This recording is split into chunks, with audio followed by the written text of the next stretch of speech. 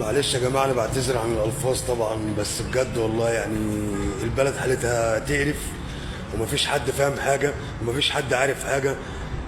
غلا وقرف ووجع قلب، وكلنا في نفس الهم. مفيش حد يطلع يقول لي معلش نستحمل. هتستحمل ايه؟